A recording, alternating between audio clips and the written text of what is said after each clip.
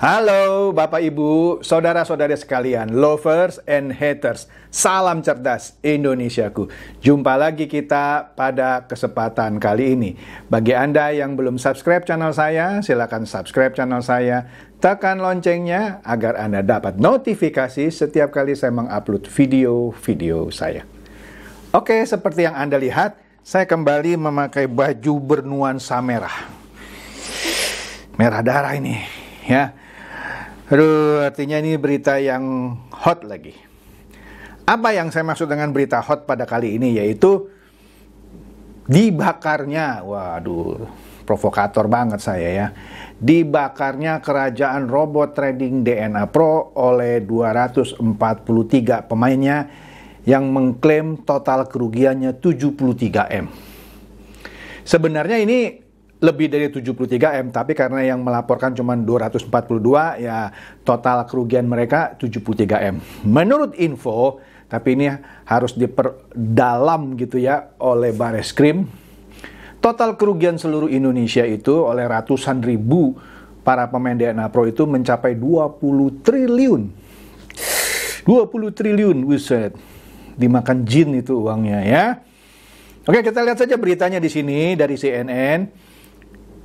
Beritanya, ratusan korban DNA Pro lapor Bareskrim, kerugian diklaim hingga 73 miliar. Sebagai catatan, ini adalah laporan yang ketiga atas robot trading DNA Pro. Di sini saya melihat mereka sudah menjadi bebek cerdas. Ini gelombang ketiga, itu seperti pandemi COVID-19 yang sudah memasuki gelombang ketiga. Rasanya baru kali ini gelombang terbesar gugatan atas sebuah perusahaan robot trading. Yang lainnya tidak sebesar ini gencarnya gugatan terhadap perusahaannya. Ya, yang masih ngadem-adem yaitu para korban Net89. Ya, mungkin mereka mau konversi ke Infinity Plus, yaitu PT CAD yang sudah saya bahas dengan power rig-nya, ya. Yang saya sudah sarankan, jangan konversi. Anda akan keluar dari mulut buaya masuk ke mulut kadal gitu ya. Anda bisa lihat video saya di sini mengenai Infinity Plus ya kalau nggak percaya. Kemudian yang masih adem-adem tapi sebentar lagi akan meledak ya. Dalam minggu ini adalah ATG. Kita lihat ya. Dalam minggu ini ATG. Saya nggak mau bocorkan dulu lah ya. Tunggulah ya. Akan sama nasibnya seperti DNA Pro. Oke, kita lihat di sini. Menurut CNN, katanya ada ratusan korban kasus dugaannya. Ya tadi mengaku total rugi 73 miliar, totalnya 242 orang. Ya, kata kuasa hukumnya yaitu Juda Sihotang di gedung Bareskrim Polri Jumat lalu. Ya, nah. Laporan ini, ya, kata Juda, kuasa hukumnya, akan digabungkan dengan laporan lain yang terkait kasus ini yang sebelumnya sudah terdaftar di Bareskrim. Saya katakan tadi kan, ini adalah gelombang ketiga. Ini yang terbesar sepertinya ya, 242 orang yang sebelumnya kan di bawah ini gitu ya. Yang sebelumnya cuma berapa, 17 miliar atau berapa saya lupa, ini 73. Adapun laporannya di sini katanya tercatat di dalam laporan nomor, Anda bisa lihat sendiri di sana ya. Nah, Juda mengatakan pihaknya menyerahkan sejumlah barang bukti ya kepada penyidik ya. Nah, di sini yang menariknya, sebentar saya lihat ya. Nah, menariknya di sini barang bukti setelah diserahkan, kalau saya lihat di sini berupa sejumlah nomor rekening dari pihak DNA ya. Dia serahkan berkasnya, disertakan bukti-buktinya ya. Nomor rekening siapa saja, yaitu founder, co-founder, leader dari PT nasabah PT DNA Pro lah maksudnya ya. Yang saat itu juga langsung diblokir semuanya. Wih, ini hebat ya, langsung diblokir. Miskin deh. Oke, para korban yang diwakilinya mengaku telah bergabung dengan DNA Pro sejak April 2021 hingga Januari 2022. Mereka diiming-iming investasi yang bisa dicairkan kapan saja tanpa batas. Iya kan, Daniel Abe pernah bilang, kami real trading, withdraw tidak dibatasi gitu ya, kapan saja. Sekarang nggak bisa. Daniel Abe-nya sudah hilang ke Turki, katanya mau balik Jakarta, nggak ketahuan juga. Kemudian hanya saja janji tersebut tak sepenuhnya diterima oleh para nasabah. Mereka tidak bisa mencairkan dana setelah aplikasi itu diblokir pemerintah. Namun ada beberapa klien kami sudah mendapatkan keuntungan dari investasi itu, ya katanya. Tapi ketika tanggal 28 Januari itu, hari Mabes kan sudah menyegel kantor DNA. Tapi kan ngeyel itu DNA Pro, dibuka lagi segelnya, kemudian disegel lagi. Kemudian nggak bisa lakukan penarikan setelah itu, ya.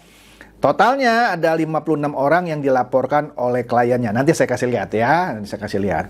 Termasuk para pendiri hingga komisaris PT DNA Pro itu, ya. Korbannya dari seluruh Indonesia, mulai dari Papua, Ambon, Medan, Surabaya, Jember, semua ada. Bali, Bandung, ada semua katanya. Mantap. Sebagai informasi, DNA Pro adalah salah satu aplikasi robot trading yang diblokir pemerintah, ya. Kemendak bersama Bareskrim sempat melakukan penyegelan, ya, 28 Januari lalu, ya. Hingga saat ini polisi masih terus melakukan penyelidikan untuk mengusut perkara tersebut, ya.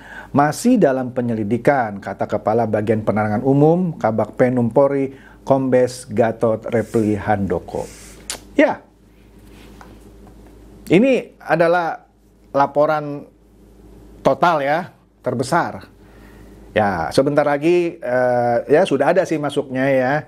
Ya, cuman nantilah sebentar lagi ATG. Dan yang lagi ditunggu adalah para korban robot trading net 89. Oke. Ini lanjut nih ya, dari yang liputan 6 tadi kan CNN, ya, kira-kira sama. Di sini dikatakan pengguna rugi 73 miliar, perusahaan robot trading DNA Pro dilaporkan ke Bareskrim. Sama lah, ya. Oke, kemudian ada 242 orang, ya, yang mengaku total merugi 73 miliar, ya. Nah, sama lah, ini yang berbicara adalah Yuda Sihotang dari LQ Indonesia Law Firm di gedung Bareskrim Jumat lalu, ya. Nah, dia juga mengatakan laporannya akan digabungkan dengan laporan-laporan lain yang sebelumnya, ya. Nah, di sini juga dia menyerahkan barang bukti, antara lain ya tadi kayak nomor rekening, ya. Nah, langsung saat itu sama lah beritanya, diblokir semuanya, ya.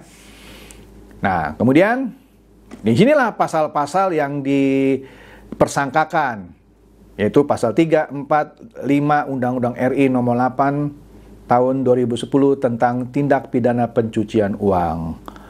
Astaga, bisa dimiskinkan ini TPPU, ini mengerikan nih. Oke, mari kita lihat siapa saja yang dilaporkan. Tadi kan katanya ada 56, tapi saya cuma dapat 50. Cuma dapat berapa ini? Saya cuma dapat 50, tapi nggak apa-apa lah, ya. Kita lihat dulu ini dari nomor 1, ya. Saya nggak tahu ini namanya, saya nggak familiar, cuman adalah sekilas saya sebutkan. Robert Wijaya Suwanto, kemudian Muhammad Rizky Rabani, kemudian Eliasar Daniel Piri atau Daniel AB, ada nomor HP-nya di situ. Bapak Suwanto sebagai komisaris, Bapak Mike sebagai direksi, Daniel C sebagai business development, ya. Siapa lagi? Bapak Among sebagai compliance director, Indra sebagai head research and analyst, Bapak Ugi sebagai head of networking and support. Astaga, kasihan juga ya, bagian networking dan support kena juga, ya. Bapak Simon Nyoto sebagai penyelenggara event management. Ya, ini yang sudah mengorganize ratusan kali pertemuan bisnis di hotel-hotel, tapi nggak pernah digerebek sama Bapepti, ya. Sekali lagi ya, saya bukan belain Gamara, ya. Orang suka menuduh saya adalah pemilik Gamara. Bukan. Saya pernah mereview. Tapi jangan kait-kaitkan saya sama Gamara terus. Anda kaitkan sama saya Gamara, saya ngomong nih sekarang, ya. Gamara cuma melakukan satu pertemuan di hotel, itu pun menerangkan bagaimana trading yang sebenarnya. Memang dia punya kesalahan tidak melaporkan pertemuan itu ke Bapepti. Setiap pertemuan yang mendiskusikan atau menjelaskan produk-produk apapun itu meskipun pelatihan harus mendapatkan izin dari Bapepti.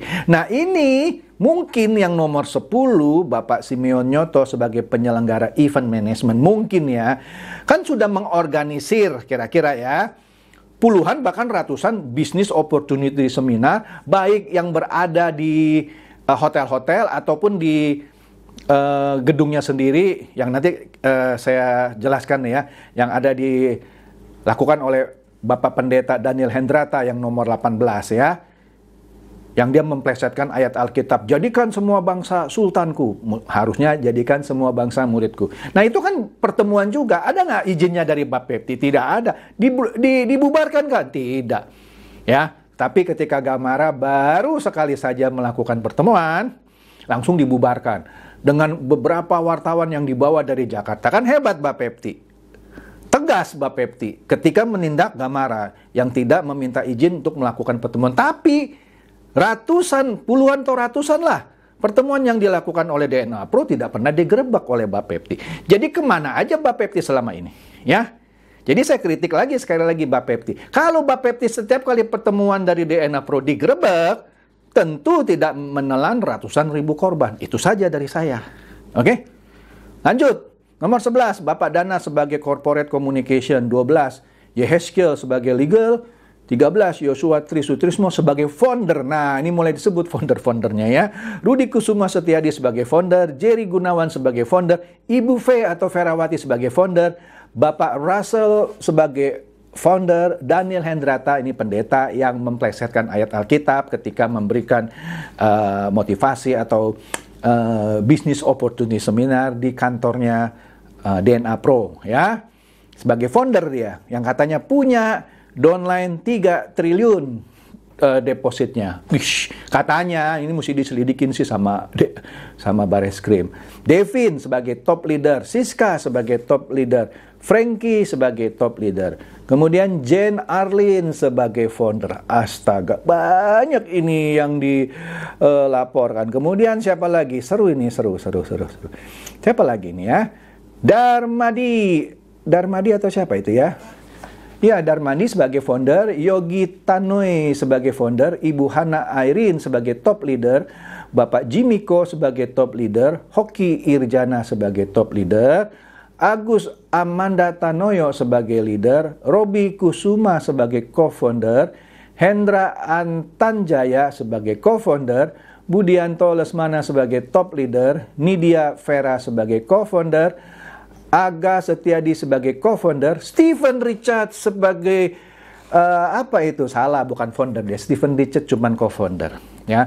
Dia ini yang flexing ngasih lihat satu koper uang 1 miliar yang diberikan kepada seorang bayi gitu yang baru lahir. Ya, baru lahir atau beberapa hari atau minggu lah, saya nggak tahu tepatnya ya. Yang juga membeli mobil, dia flexing lagi kasih lihat. Dia yang katanya punya Ferrari Roma yang katanya langka, dan dia juga yang saweran uang untuk membuat video-video atau cuitan-cuitan yang menyerang 4 serangkai, yaitu Chandra Teja, Abraham Santosa, Roy Sakti, dan Pablo Benua. Ya, itu Stephen Richard supaya membuat para pemain DNA Pro membenci kami berempat, tapi mengagung-agungkan dia. Tapi sekarang dia dilaporkan di nomor 34. Hebat ini pemain DNA Pro ya, sudah cerdas semuanya. Salut. Kemudian Ibu Ajeng sebagai top leader, Abdul sebagai top leader, Ibu Caca sebagai top leader, Fandi sebagai top leader, Nurmalasari nggak tahu sebagai apa, Yuli, Tian, Tata, Octavianus, Niko Gideon top leader Bandung, astaga, Andre dan Rati top leader Bali, Suprianto top leader cabang Medan, Christian, Michael, Willy Wijaya, terus nomor 50 Ricky. Nah, kemudian ada yang dicoret lah. Terus yang 51 sampai 56-nya saya tidak dapat. Oke? Jadi, terus terang saya angkat jempol kepada para pemain DNA Pro yang kompak dan berani melaporkan mulai dari mereka yang duduk di perusahaan, direktur, komisaris, dan pejabat-pejabat lainnya, dan juga founder, co-founder, dan leader-leadernya. Ya. Mereka sudah sadar bahwa mereka memang sudah ditipu. Dengan demikian berakhirlah sudah kerajaan DNA Pro. Jadi jangan mimpi lagi DNA Pro akan hidup lagi dan memberikan withdraw ya. Sebentar lagi kita akan melihat drama yang sama dari robot trading ATG. Kita nantikan saja. Dan para bebek dungu Net89 harus disadarkan, lakukanlah hal yang sama ya. Jadi orang-orang yang sudah membodohi Anda, menipu Anda ya, harus diperlakukan seperti ini. Kecuali Anda dapat semuanya withdraw, ya sudahlah. Tapi sudahlah, dengar saya lah, nggak bakal Anda dapat withdrawal dari Net89 ya. Kok Bapak ngomporin? Betul, saya ngomporin supaya digugat. Ya kalau Anda nggak gugat, Anda tetap berharap Net89 bisa memberikan Anda uang Anda kembali, Anda bebek dungu yang paling super di dunia. Oke? Semoga ini mencerdaskan dan mencerahkan Anda semua. Silakan share video saya ini kepada teman-teman, sahabat atau kerabat supaya mereka tambah cerdas dan tercerahkan. Seperti biasa, terima kasih.